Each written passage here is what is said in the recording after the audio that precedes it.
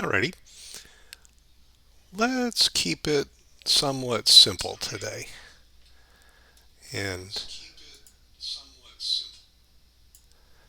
and we'll do that by using LinkPad, which I've got up right now. And what you see behind me back here is a free, full-blown C# IDE, which you can use to do all those little test programs you've been interested in for the last several years or however long you've been doing C#. It gets to be awfully cluttered in your Visual Studio projects directory for all those console apps you're using to test out one-line ideas or quickie experiments. So get yourself a copy of LinkPad, which is free. LINQPAD, just Google it, you'll find it right away.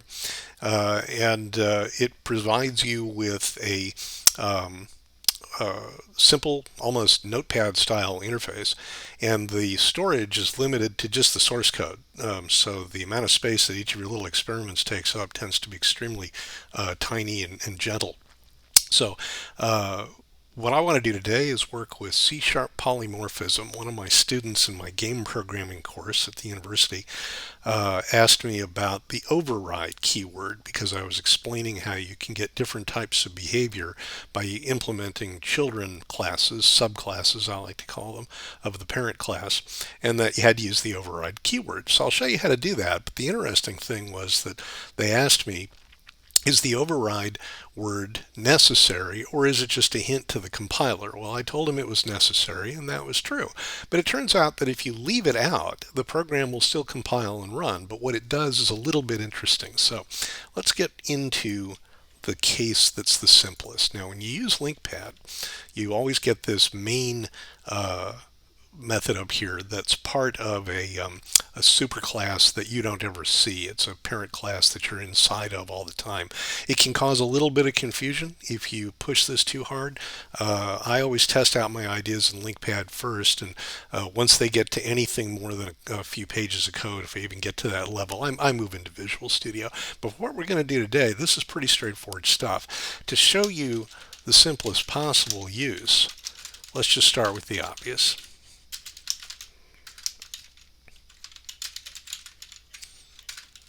Time-tested, very reliable. This is the thing you want it to do. And you can see it's not a surprise. We got Hello LinkPad World in what's called the results area. You can clear that with a refresh. I don't know why it says refresh instead of clear. It took me a while to sort that out. Now, right below your main method, you can actually create new class definitions. Now, remember what I said. You're actually in the source code of a class already, just where you're looking at the main method. You don't really see the class definition. So the classes you'll define here are actually subclasses of an enclosing class, but you can ignore that fact for purposes of our experiments. So let's create a class, public.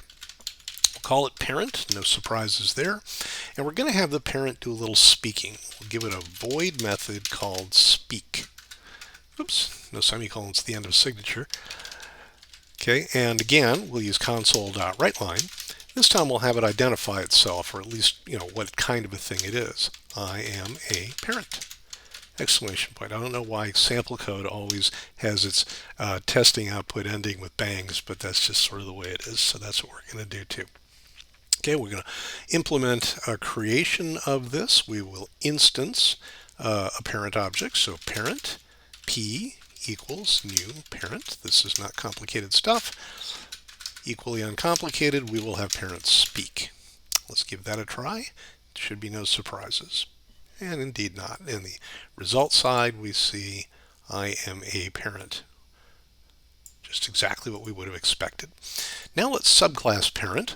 Give it a child class, public class, child. Not a very inspired name, but it helps us keep track of what we're doing. The child class is also a parent object. When you subclass something, never forget that it is also a member of the parent class.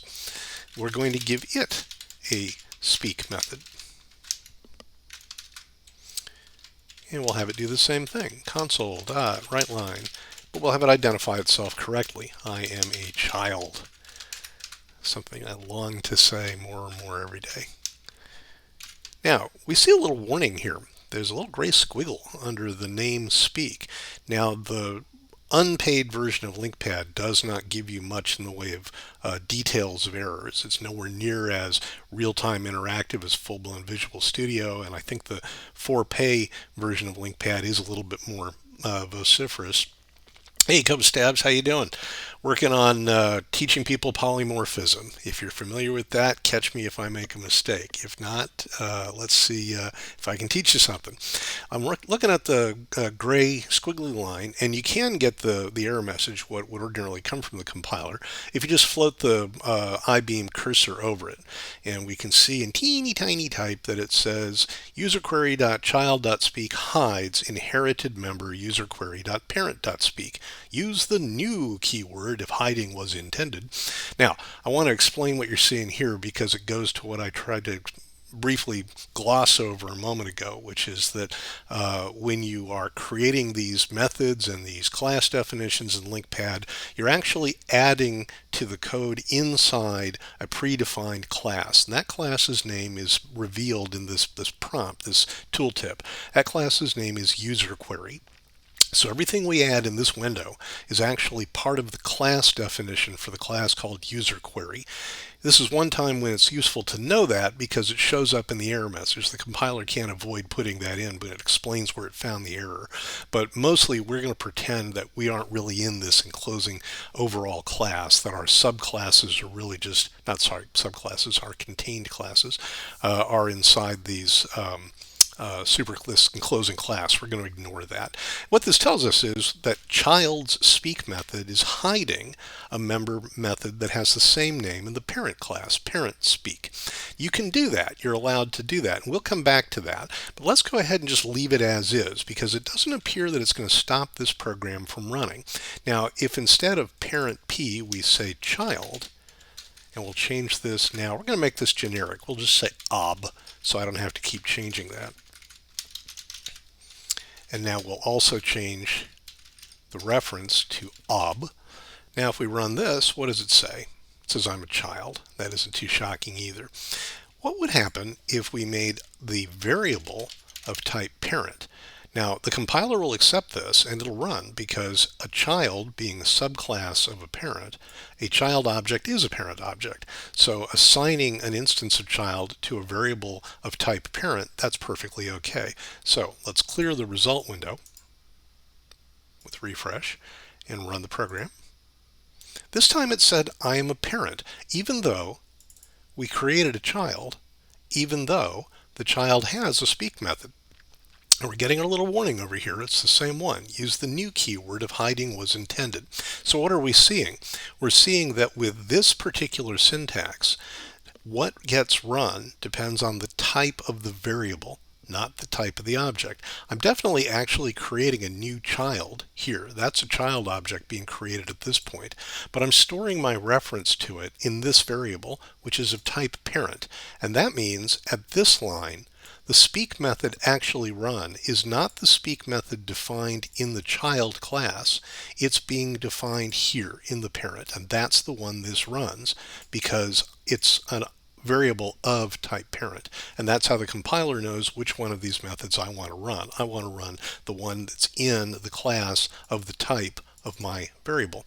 But that's not terribly interesting, and there are more interesting things we can do if we could get the child to run its method regardless of the type of the variable holding the reference to the child. Well, let's do that now.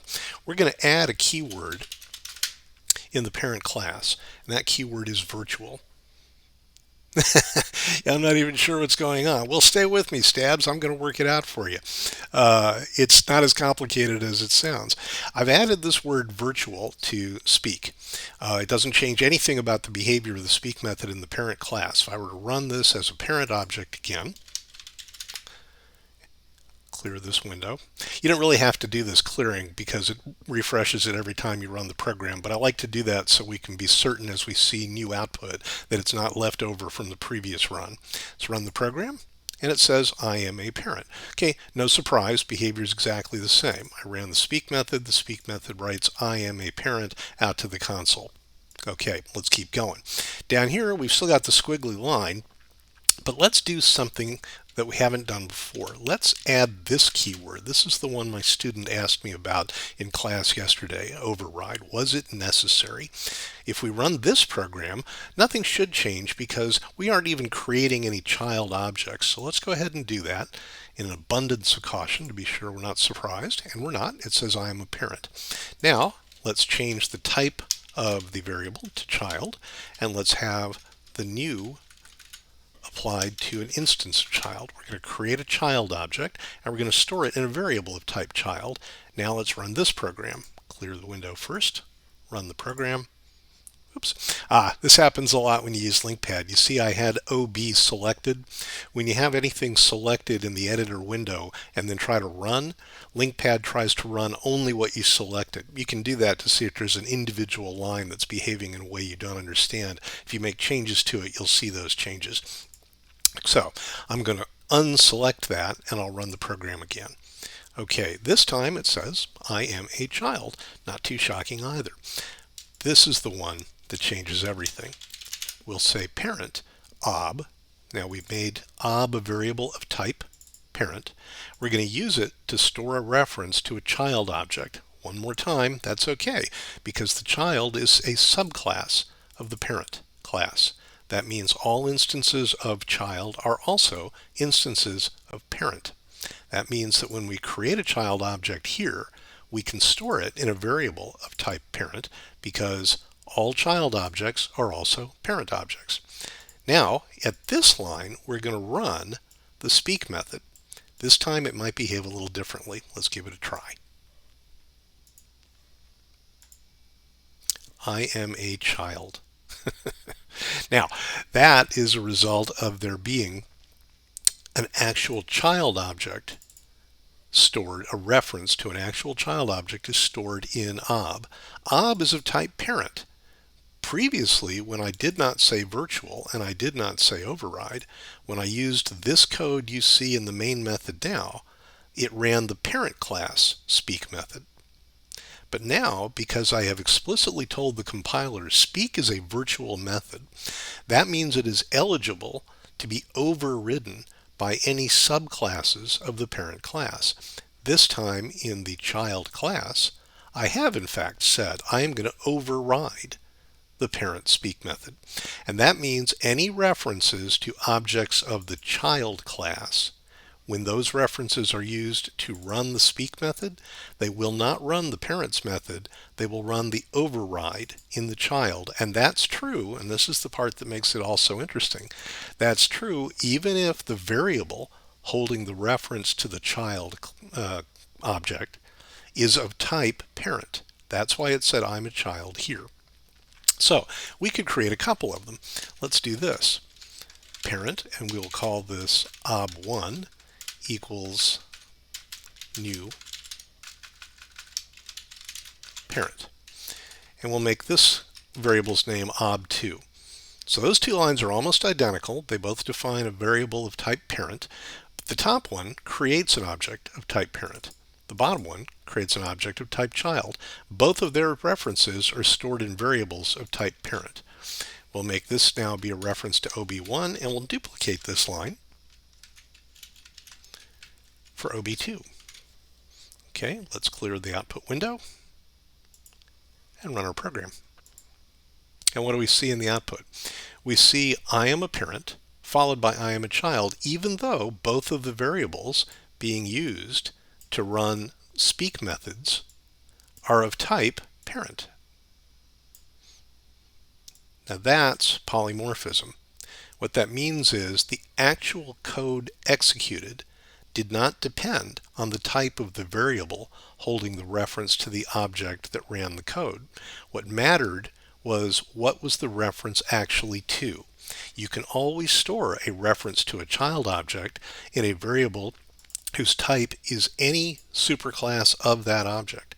So child is a subclass of parent. Parent is a superclass of child. If parent were a subclass of something else, we could even put that type up here. We'll leave that for another day. But let's make this even a little more opaque in terms of what we're getting when we create these these objects, not child, but any of these objects. We're going to put this into what we call a factory method. Let's create a third class. This one's going to be static, and we'll call it the factory.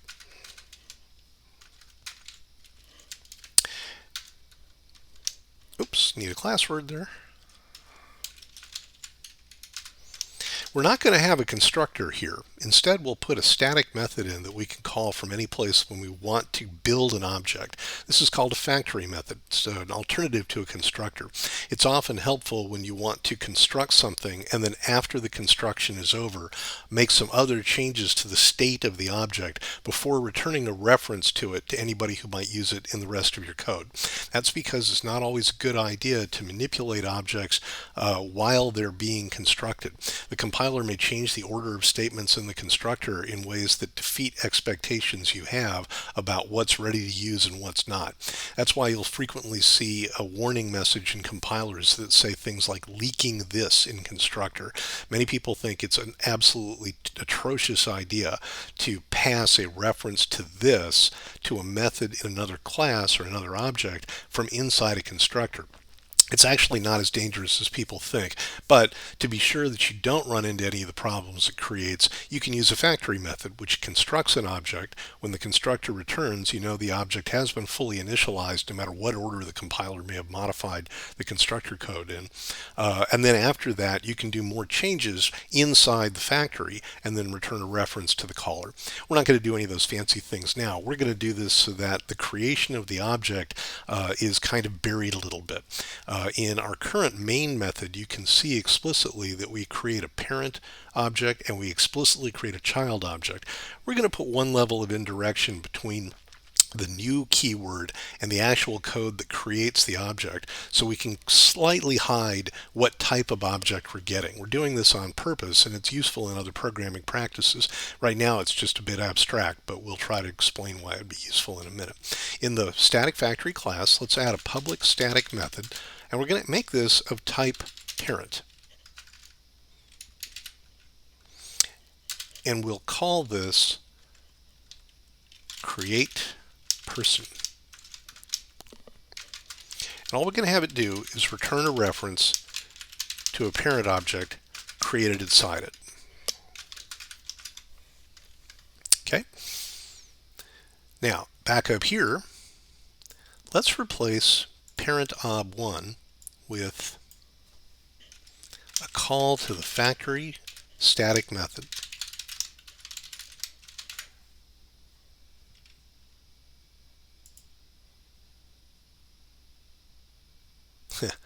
Create person does not exist in the type user query.factory, but it does, so I need to think about why this is not working out the way I want it to. Public static class factory.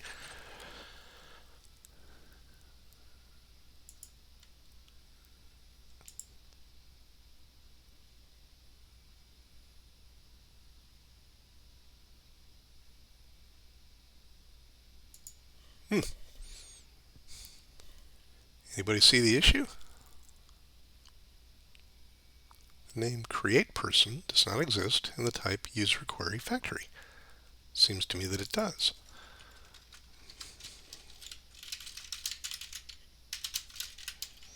Let's see if we can reference a variable at least.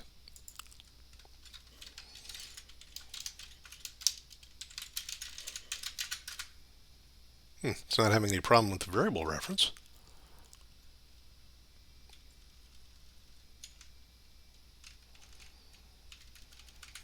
If I changed it to a type void, would it be able to handle that? We'll take the return out, so it is actually in fact void.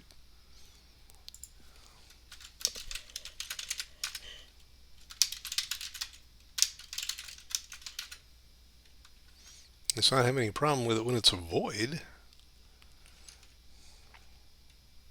Oh, the reason is this new keyword. That's the whole point. I didn't want to have to say new. Okay, so now we're going to have a factory method in our factory class. And we'll simply say return new parent. We have to change the type of create person to be parent, so we're returning this value reference to an object of the same type. Okay, and now up here we can say parent ob1 equals factory.create person. And if we run ob1 speak, it's going to run the speak method, if there is one, of whatever came back from this call. So let's do that. Clear the output window. Run the program. And it is in fact a parent. Let's take out the child reference. We don't need this, and we'll take this out. And let's take out the number 1, so we're back to just calling this variable just plain old ob, nothing more exotic than that. And let's run this. We'll clear the output. I am a parent. Okay, nothing too shocking. Now, this is the part that I think is most interesting. I'm not going to change the main method code here at all. The only change I'm going to make is in the factory, and I'm going to have the factory return a child. Now, notice that in the main method, I'm still storing whatever the factory gives me back in a variable of type parent, not child. It's going to be a variable of type parent. The parent class has a speak method, so the compiler has no objection to this line of code, where I try to dereference whatever is in the ob variable and use it to run a speak method. It can get along with that just fine because the parent class has a speak method. If the parent class didn't have a speak method, the compiler would object to this. In fact, we can prove that by simply commenting this section. All of a sudden speak turns red here, and by floating the I-beam cursor over speak you can see what it says. UserQuery.parent does not contain a definition for speak. And then there's some other stuff that actually controls whether or not that would still be an error. No extension method speak accepting a first argument, blah, blah, blah. We're not going to read the rest of that. The important thing is I took the speak method out. When the compiler therefore says I don't know how to compile this line, there's no speak method in the parent class. So I'm going to restore that. And the complaint from the compiler goes away. But remember, the create person method in my static factory class is no longer creating a parent object. I have it returning a new child object. That reference to the child object is going to be stored in a variable of type parent. That's okay because the child is a subclass of parent. But now let's clear the output window. Run the program. And what does it say? It says I am a child. Okay, we got two different outputs from the exact same code here, because in one case the factory returned a parent object, in the other case the factory returned a child object. But the reason that when we return a reference to the child object, we end up running the child object's speak method is that we made speak a virtual in the parent class, and we used override to declare that child objects are supposed to use this method instead, even if the variable holding the reference to the object when we try to run the speak method is of type parent. That's polymorphism. The override executes if you use virtual in the parent class and override in the subclass to two methods that have the same name.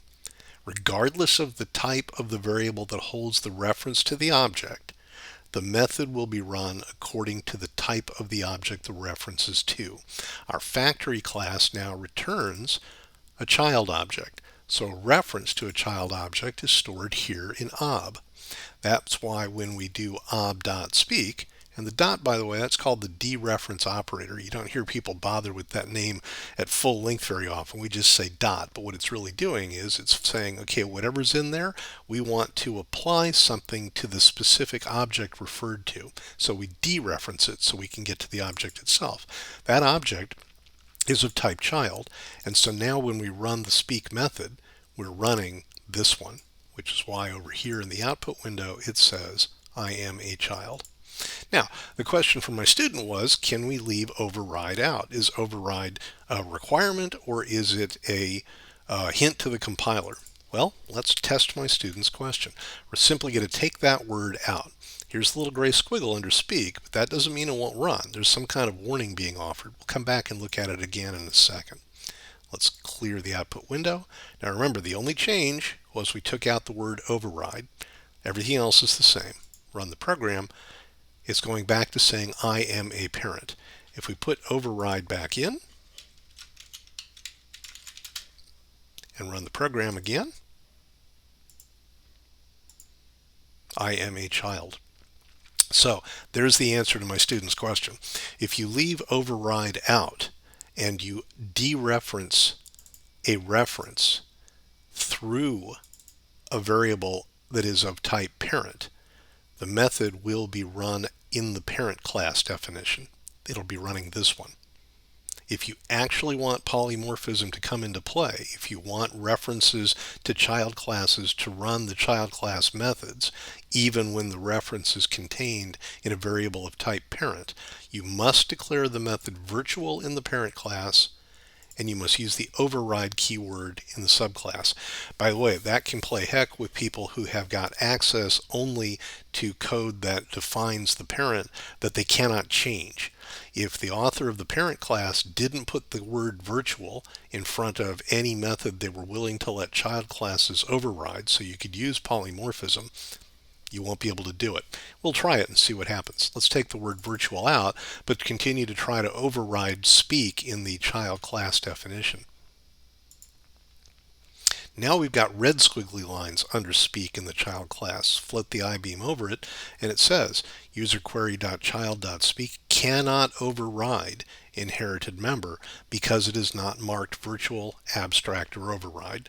It has to be marked one of those in the parent class, or the child class can't provide its own implementation. So that's one of the few drawbacks to the virtual and the override word pairs, the keyword pairs, is that you can't just override anything you want in the parent class, even if you inherit it. You can run it, and you could perhaps give a different name to a similar method that would invoke the parent but then make subsequent changes, but you can't override it so that other code can't get the benefit of the change by you using your child class in places where they had been using the parent class. In other languages, you don't always have to do that. In Java, for example, you don't necessarily have to say anything special. If you want to override a method in a child class of a parent class, you just do. Usually you put little, I think there's an @override compiler, not a compiler directive, but a, what is that called? I can't remember when you have the stuff in the square brackets and the @ and whatnot.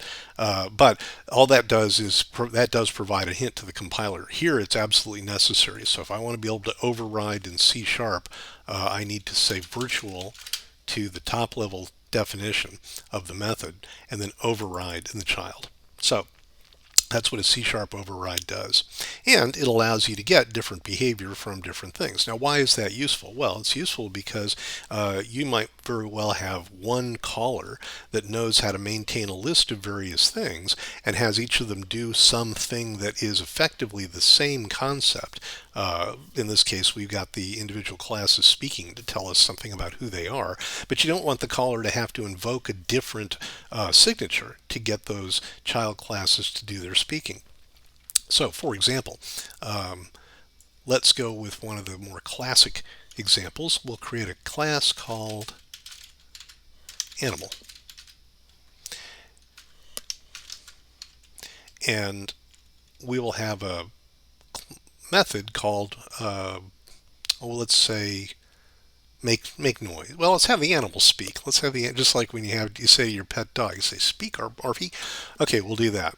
And we're going to say public abstract, a little different this time, public abstract void bark. Now, when you declare a method signature with the keyword abstract, that means that only subclasses will be providing any actual code for the method. You're just giving a signature. What's a method signature? It's the name of the method, it's the type it returns, and it's the list of variables by type that you have to pass to the method when you run it. This is one of the simplest signatures there could be. The name is bark, it has no arguments, and its type is void. Since I'm not going to include the full body of the method here, I'm just putting a semicolon. Now, I've got red squiggly lines under the name bark. Let's find out what the compiler's problem is. It says bark is abstract, but it is contained in a non-abstract class. C# requires that if you have any abstract methods in your class, you must declare the class abstract as well. What that means is no one can actually use the new keyword on animal. You can't create animal objects. You have to create subclasses of animal and then create those instead. Let's make a subclass of animal right now. Public class, and we'll make this one dog, and it's going to be a subclass of animal. We are required in subclasses of abstract classes to provide implementations of all the abstract members of the abstract class. Our abstract class animal only has one abstract member, only has one member at all, the method signature bark.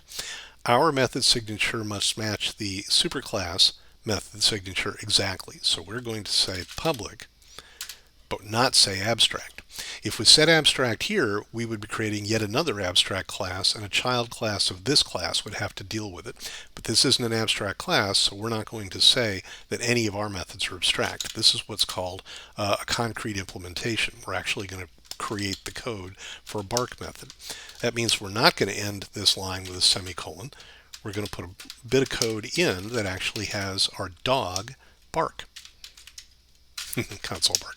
Console.writeLine. And we'll say arf.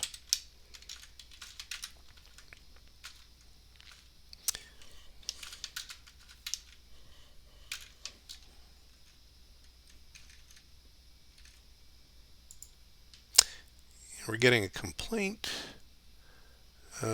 Public void bark. Looks to me like it does, so what's the problem?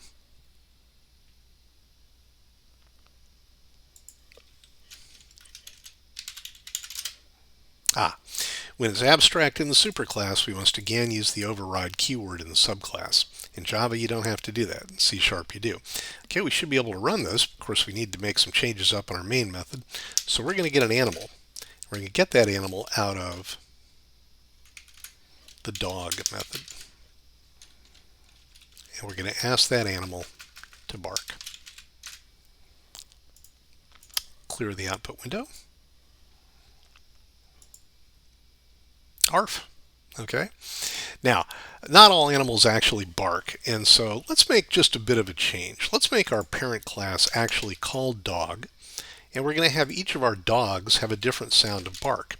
So we're going to have the one that arfs be, what kind of a dog would arf? Perhaps a Scotty. How about a Scotty dog? Okay, and so our animal, the animal we create here, is going to be a Scotty. Okay, we should be able to run this and see no difference whatsoever.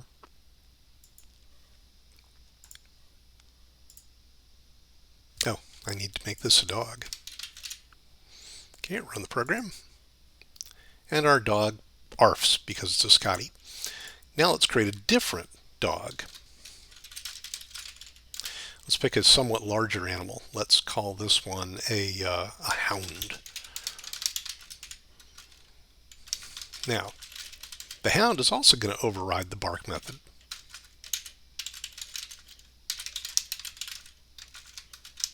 The hound has a different bark than the Scotty.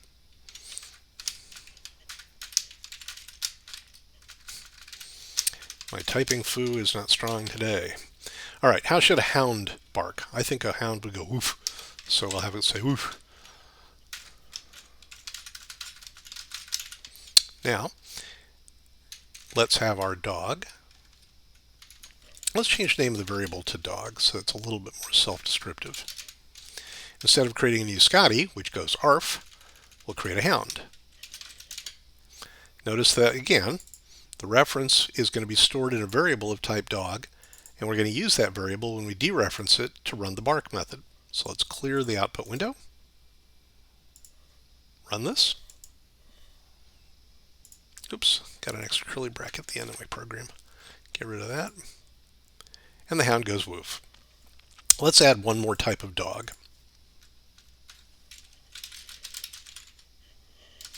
And let's call this one, let's call it a dachshund. I like dachshunds, wiener dogs, people call them.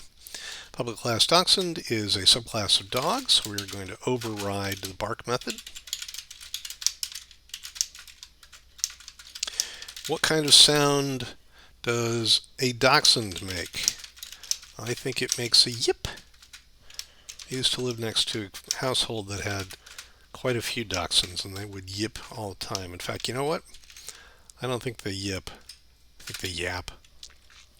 Okay, so now we've got a dachshund that yaps. And so let's have this one line in the main method. Instead of creating a hound, let's have it create a dachshund. The reference will be stored in a variable of type dog. And later code can be written without regard to what type of dog was in there. We know that all dog class objects have a bark method. They have to. When I explained the relationship between virtual and override before, it may have been clear that the override was optional. And I don't just mean the keyword, but overriding the parent method was optional. You didn't have to do it. When you have a method signature declared abstract, a subclass, either the immediate subclass or some subclass of that subclass, whatever you're actually going to create with the new keyword, it must have a concrete implementation. So using the override to declare that you are providing code to run when the bark method is executed, that's not optional when the superclass is an abstract class and the method has an abstract keyword on its signature. So let's clear the output window. Clear the selection so we don't just run the selection here in LinkPad, run the program, and we get a yap. Okay, now whether or not that's useful is hard to see at this point, but let's add another factory class. Let's make it a static, and we'll call this the dog factory. And we're going to have this return a different type of dog every time we ask for one. That means we won't necessarily know what type of dog we're going to get. I could have it pick it at random, but that would require a little more code than I feel like putting in right now. Instead, let's have a simple counter, and we'll rotate through the list one each time. So we'll say this. We're going to say static int type of dog equals 0. I don't really have to put the equals 0 in there, but I think it's good for self-documenting code. Now, because that's a static variable, it will be retained as a member of the class itself, and its value will not be forgotten from one reference to the class to the next. So that variable can change, and it'll keep its value between references to the class. Now, let's create a static method, and we're going to make that method of type dog. And we're going to call this adopt because we want to adopt a dog.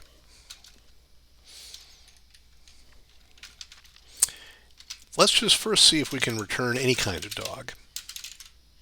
Let's start by returning a Scotty.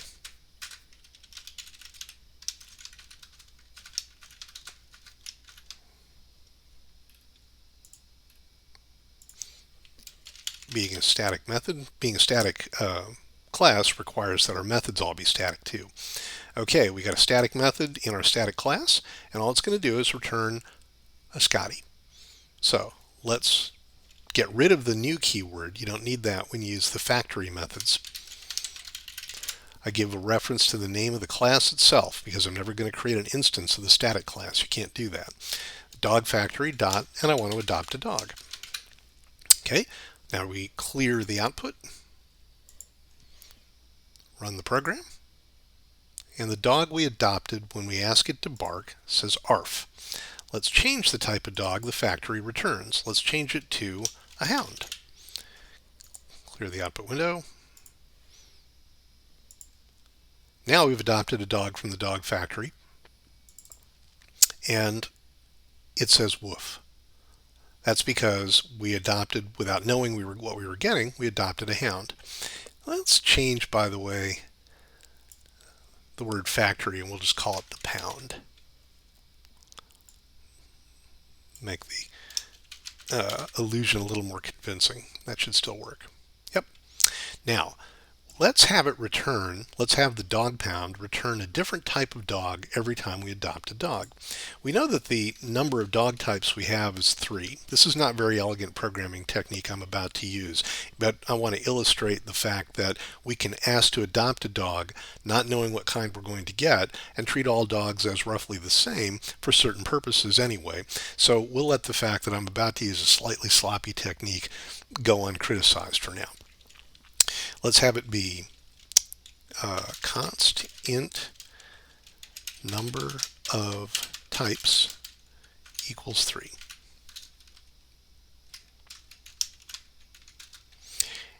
And instead of just using this, I'm going to say we'll have a reference to the dog, and then we're going to do a select statement, or a switch statement, I think. Yeah, switch.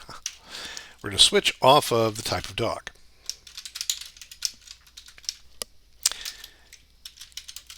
In case 0, we're going to have dog be a new Scotty.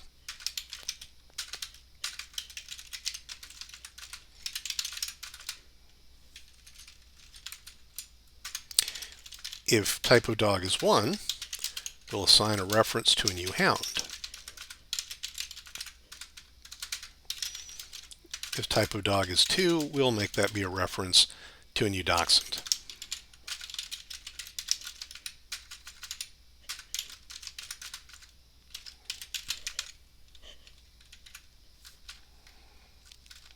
Once again, what I'm using is LinkPad. This is an inexpensive, free, very lightweight IDE, much easier to use for this type of thing than Visual Studio or even Studio Code, in my opinion.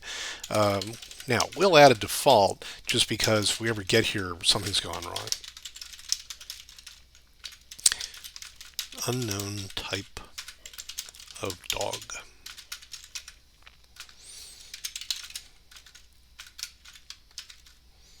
Now, before we return the dog, we want to change the dog type number. So what we want to do now is say type of dog equals type of dog plus 1. And yes, I could have written that as simply type of dog plus plus or plus plus type of dog. The compiler is going to compile this into the same code anyway, so it doesn't matter. I like using this form because it's much more self-documentary. If you get obsessed with making your code as tight and compact as it can be with the most abbreviated form of every expression available, you might impress yourself, but you're only going to confuse other people. When you add one to something, add 1 to something. I make exceptions to that, like in for loops and whatnot, because that's an idiom you see so often people don't have any trouble understanding it. But when you want to add 1 to something, write it out this way so that it's unquestionable exactly what you have in mind. You want to add 1 to the type of the dog. Now, when type of dog is 0, 1, or 2, that's going to increment to 1, 2, or 3. Well, 3 is too high. We only have case 0, case 1, and case 2 in our switch statement. So let's change type of dog back to 0 if we've run off the end. So we'll say if type of dog is equal to number of types, we'll want to set it back to 0. Now, like I said, I could have had this select a dog type at random. That would have taken a lot more code. This is simply going to rotate through the list of dog types. And I'm going to return whatever dog it was I created. Now the compiler is a little unhappy with me because it thinks that there was no assignment here. It doesn't necessarily believe that type of dog is always going to be 0, 1, or 2. I've got a couple of options. What I could do is I could say dog equals null here. Notice the complaint goes away because there's no pathway through this code from where dog is declared to where dog is used that does not define a value for dog. I just sort of forced it on us here. I could do it at another point though. I could say dog here equals null. Now which one's better? Well, I think this probably is a little cleaner to the eye, but it does suggest that every time this method gets run, we might be wasting a little bit of computation by assigning null here when almost every time we're going to assign a value to it instead. This is just to stop the compiler from complaining. So if you're absolutely obsessed, pardon me, I had to cough for a moment there. I have a cough switch on this thing, indispensable for streaming. Okay, and I did it in your throat anyway. All right, cleared my throat in your ear anyway. What I could do is put it back here in the default statement. That satisfies the compiler, and it also satisfies any desire I might have to avoid unnecessary computation, because the only way this is ever going to happen, the only way that dog equals null is ever going to execute in my default line, is my default section, is if an error occurs, because I don't ever want type of dog to be anything other than 0, 1, or 2. Okay, now on each call to the dog pound adopt method, I'm going to return a dog, and I'm going to change to a different type of dog. It's going to rotate through the list, that's true. But let's do that. Let's have dog be assigned a different dog and then bark again a few times.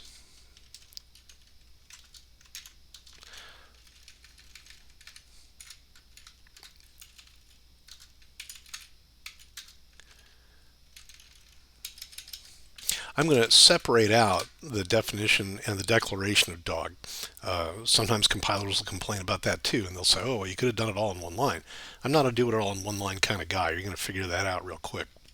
Okay, we're going to create a dog here, have it bark, create a different dog here, have it bark. We're going to do the whole thing 4 times. Let's clear the output window, run the code,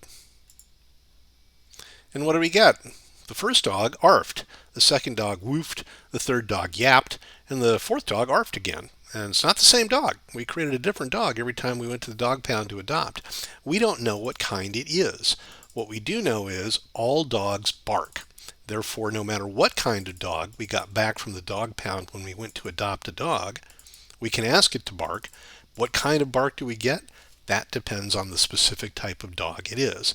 That's polymorphism. Once again, that's where the behavior of the method depends on the type of the object the reference is actually to, regardless of the type of the variable that holds the reference.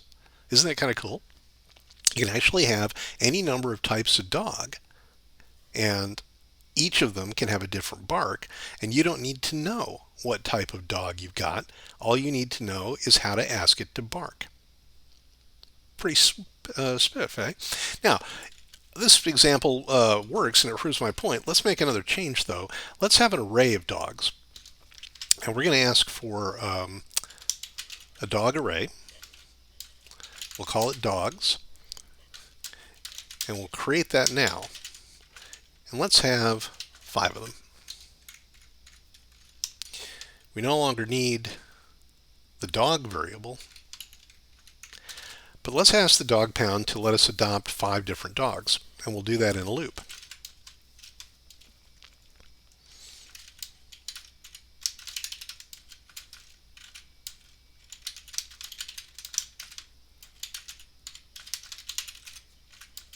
And here's where I do use plus plus. Hardcores love to see you do the pre-auto increment instead of the post-auto increment, because if you're assigning the value to something, if you post-auto increment, it has to temporarily save the pre-incremented value, so that takes a little longer. If you pre-auto increment, like I've done here, it executes a little faster. Okay, for each of the dog indexes that I'm going to use, and I'm aware that many people would say dog indices, but there's a trend toward getting rid of those Latinate forms and uniformizing things, so I'm going to say dog indexes. For each of the dog indexes, I'm going to add a new dog to the dog array. So dogs sub dog index, and I'm going to ask the dog pound to let me adopt a dog. Now have a look at that line of code. That's absolutely going to work each time I call it the same way, because it's the same line. I'm going to go through this loop, in this case 5 times, and I'm going to adopt 5 dogs. What type of dog am I getting back from dog pound? I don't know. I don't care. I know that all dogs are dogs, no matter what type of dog they are. A dachshund is a dog, a Scottie is a dog, a hound is a dog. They're all child classes. Any child class is also an instance. Any instance of a child class is also an instance of its parent class. They don't always behave the same way. That's what we're making use of here. You will learn from me later on about something called the Liskov substitution principle. This is a handy rule of thumb that says whenever you have an instance of a child class, it should be able to be used anywhere that an instance of the parent class could be used. You don't want shocking behavior. That's also called the principle of least astonishment. The Liskov substitution principle is a specific case of that. It is not a language requirement. If you violate the Liskov substitution principle, you will hurt yourself, but the compiler will not object. In this case, we're not having that problem because we cannot make instances of the parent class anyway. Dog is an abstract class. You cannot make instances of abstract classes. Okay, so let's have a look. Once we have created our array of 5 dogs that we've adopted, we can go through the array and ask each dog to bark. So we'll do the exact same thing we did before. We'll say dog index equals 0, dog index is less than dogs.length. That's the length of the dogs array. So member variable, the member property rather, that all arrays have. In fact, most objects that can contain collections of things will have the .length property that tells you how many are actually either in it, if it's a variable size thing, or how long it is in terms of its original creation. Here, dogs.length would always be 5, no matter how many values I'd put in it. Initially, there are values, actually. They're all null. Okay, we're going to increment dog index again, pre-auto increment, for the reasons I laboriously and tediously explained a minute ago. And now we're going to say we want each of these guys to bark. Dogs at dog index dot bark. Okay, let's clear the output window. And the big moment has arrived. We're going to adopt 5 dogs from the dog pound, and after we adopt them, without knowing what kind they are, we'll ask each of our 5 dogs to bark, and we'll find out what kind of bark they have when we see it on the screen. Okay, our first dog arfed, our second dog woofed, our third dog yapped, our fourth dog arfed, and our fifth dog woofed. So we got a couple of dogs that were the same type, one that was different, but the important thing is that our code that both created them by using the static dog pound adopt method, and our code that asks them to bark by using the subclass overridden bark method, it's the same line of code regardless of what type of dog we got back, regardless of what type of dog we now have. And that way, subsequent writers of new dog types know that if they implement the bark method will be able to be called by the same code that's already out there, even if new dog types are created later. We could easily do that now. We could add a 4th type of dog. We could say, what kind should we have here? Let's call this one a collie. Now we have to override and implement the bark method. That's not optional when the superclass has declared the method abstract.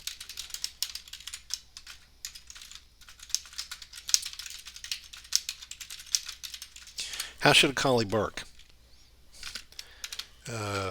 Need somebody to tell me how a collie should bark. Hi, Professor. Loved your class last semester. Hey, welcome back. Nice to see you. Working on polymorphism today. Let's see if I can think of a way for this 4th polymorphic dog to bark. I'm trying to demonstrate how implementing child classes of an abstract superclass allows you to use uniform code at the caller level, dealing only with objects of the type of the superclass, but get different behavior from each of the individualized subclasses. We're going to have our collie make sort of a I don't know, what would a collie bark? Well, let's just have the collie bark. We'll say that he barks.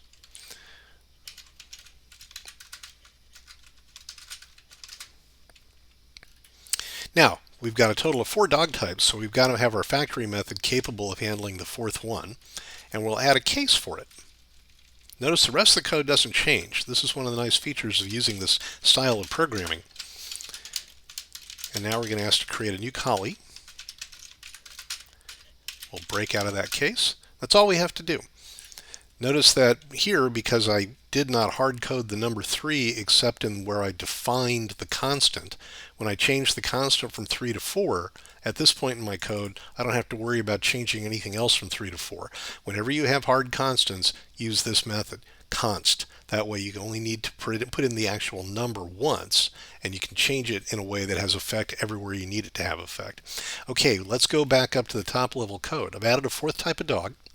The loop asks for 5 dogs to be created. So I'm going to leave this code, my main method, absolutely unchanged. I'm going to adopt 5 dogs. After I've adopted them, I'm going to ask each dog to bark.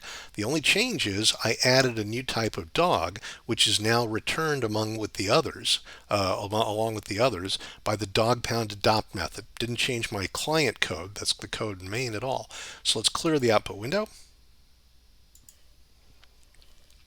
And Aman, do you know what it's going to do?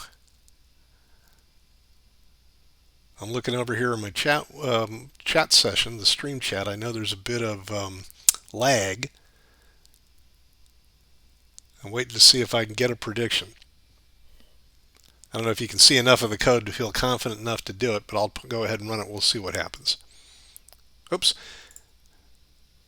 The reason that happened is that I had something selected, and it tried to run it. There we go. So what was the output? The output was arf, woof, yap, bark, which was not there before, and arf again. And that's because the factory method, the dog pound adopt method, simply rotates through all the types of dog I have and then goes back to the beginning of the list. And so every time it's asked to provide another dog to adopt, it goes to the next one in the list, and the next one, and the next one, and so forth, and comes back around. But do you see what happened at the calling level? At the main method level, no code had to change. So the types of dog I get can be as many or as few as I want them to be. I can implement as many child classes of the abstract dog class as I want, and as long as they all provide a bark method, which they have to, the compiler won't even compile a subclass of dog if it doesn't provide an implementation of the abstract bark method. After I've done that, anybody asking to get a dog from dog pound through the adopt method can store that reference in a variable of type dog and subsequently ask that dog to run its bark method, and you will get the particular bark method that goes with the type of dog you got back from the adopt method without having to know which one it is. Now, I mentioned the Liskov substitution principle. I'll go into that just for a moment. On another go-round, we'll go into it in some greater detail. But suppose that the collie, instead of producing output, it did this instead. Or I'm going to have it produce output, but I'm going to have it do a very different kind of output.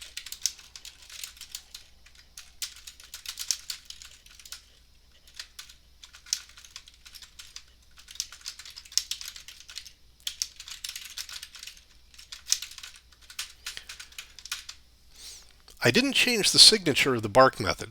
It's still of type void, its name is still bark, and its argument list is empty. But I sure did change its behavior.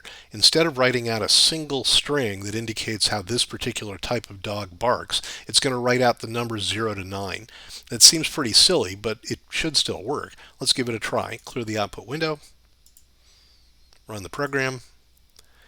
My first dog arfed, my second dog woofed, my third dog yapped, my fourth dog counted from 0 to 9, and then my fifth dog arfed.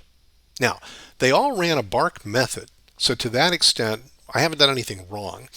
My code certainly compiled, my code certainly ran, and my client code up here that runs the bark method didn't change. So I've delivered on the commitment I made in the first place that all my subclasses would implement the parent class abstract bark method. But I really haven't adhered to the Liskov substitution principle, which would have had the result of calling bark provide something comparable to the result of calling it for every other type of dog. Strictly speaking, this isn't a violation of Liskov, and that's why I want to go into it in some greater detail on another presentation. But I do want you to be aware that there is no good purpose served by hijacking a method that you know is intended to serve a certain purpose. Here what I've got it doing is indicating with one string more or less what type of dog I've got by letting me know what type of bark it has. It simply gives a single one-line representation of that type of bark. The bark method I redefined now for the collie doesn't adhere to that contract. It still runs, and the code doesn't blow up or fail to execute, and it certainly is perfectly compilable, but it does something that is not a good match for the behavior of the bark method elsewhere. Now, what should a bark method do? It depends on the environment you're in. I'm making this up as I go along, but if you were working in an environment where you had a specification and the specification told you the bark method is to provide a one-line string that represents what type of sound this dog makes, it would be impossible to justify writing this bark method to meet that spec. The language itself, C#, couldn't care less what you do, but the person you work for or the person who's going to have to maintain your code is going to care a great deal. And you might be that person.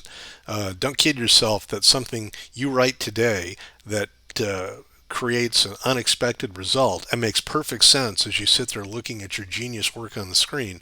Don't kid yourself that 6 months from now it's going to be as obviously rather, intelligent as it is the moment you write it.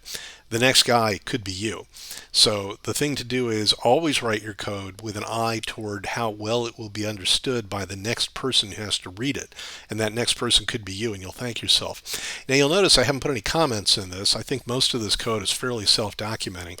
If you get to a point where the code just does not speak to the reader by proper choices of class names, variable names, good use of control structure, a few comments can help too. Believe me, things that you think are going to be so self-evident as you type them out become impenetrable and opaque 6 months later, and even more so if you're not the one who wrote them. So don't be that guy. Write your code for somebody 6 months from now when you're not there to help them understand it. Write your code to be understood by that individual. They'll thank you and you'll thank you.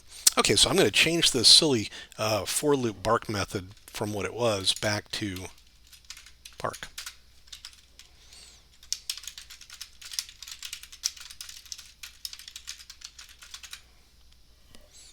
Okay, we'll run that one more time.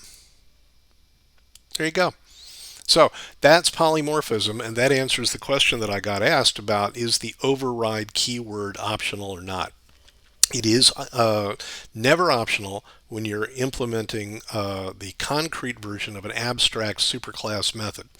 It is syntactically correct to say that it is optional if you are overriding a method declared virtual with a concrete implementation in a parent class.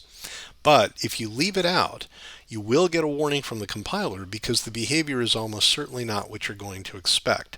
If you leave out the override keyword when you are implementing a subclass method that has a parent class virtual method, what you will do is create a method that will only execute when the variable type holding the reference to your object is of that object's type as well.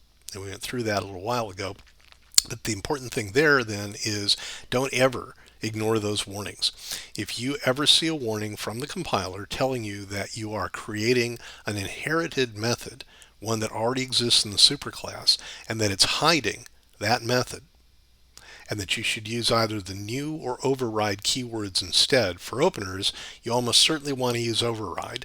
The odds are almost 100% that if you're doing that on purpose, if you are creating an implementation in the subclass of a method that has the same signature as a method in the superclass, it's almost certainly because you want that method to run when objects in variables of the superclass type make references to that method. If it's one of those extremely unlikely cases where you want your new method to run when the object is being referred to through a variable of the same class type as your new subclass, use the new keyword instead. That's almost always not what you want. So override is optional, but you'll get a warning at minimum, and you should heed the warning. Put it in. You'll be glad you did that too. So I am going to wrap that up for today. I have enjoyed presenting this on polymorphism, and if you liked it, you can get in touch with me through Facebook. My identity there is XLumina Corp. And be happy to hear from you, and hope I'll see you in a future stream. Bye bye.